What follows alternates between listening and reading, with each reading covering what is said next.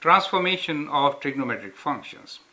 Well, till now we have considered vertical stretch, vertical translations, and time period, that means the k value changes, horizontal compression and stretch. Now let's look into the transformation which results into horizontal movement, left or right. Now here's question number 27. How is the graph of g of x equals to sine x plus 30 degrees related with that of f of x equals to sine x? Explain the transformation and sketch the graph. So the transformation here is that the function g of x is translated horizontally 30 units to left. So that is the transformation. So let me write down that. So it is translation of 30 degrees to left. So that is the transformation. And when you do translation of 30 degrees to left, then the position of x variable changes. So what is the major transformation? If on sine x we have values x and y, let's say these values are on sine x, then they get transformed to x minus 30 degrees and y in the function sine of x plus 30 degrees, right?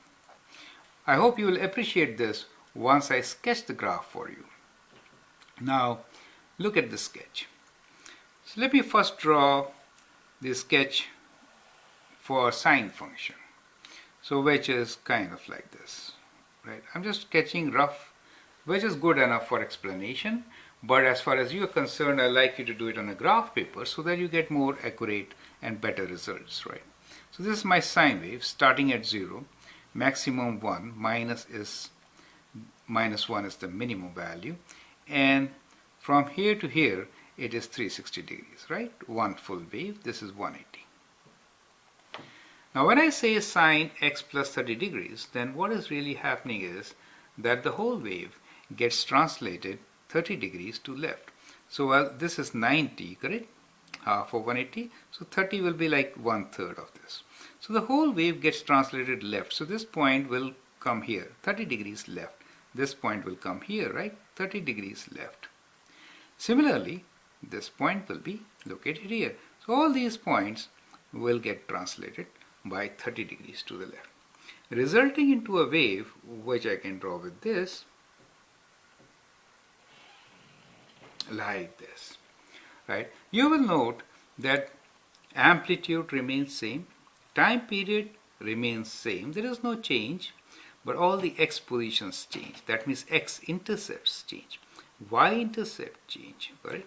Position of maximum and minimum will change, right? Those are the changes, and all these changes in x values are x minus 30 degrees, right? So your wave actually starts from minus 30 degrees and ends at 360 minus 30, which is 330 degrees. Do you see?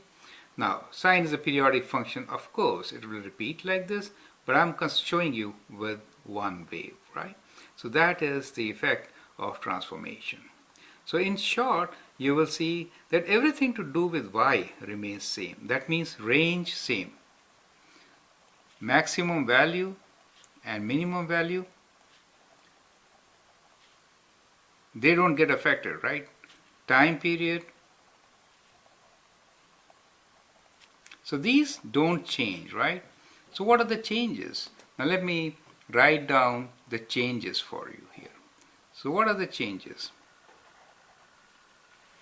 So changes you will see are in x location, right?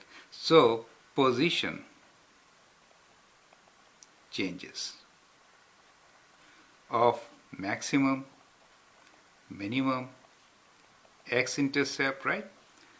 All these positions change. And what is the change?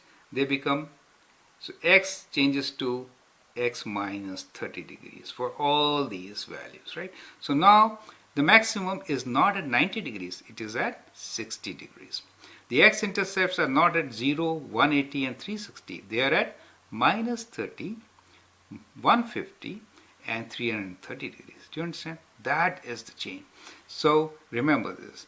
When you do this transformation, The real transformation is this for all the coordinate points on the graph of the function, correct? So that is how you should understand it. So I would like you to do the next question, which is very similar to this, on your own, and then look into my solution. Thank you.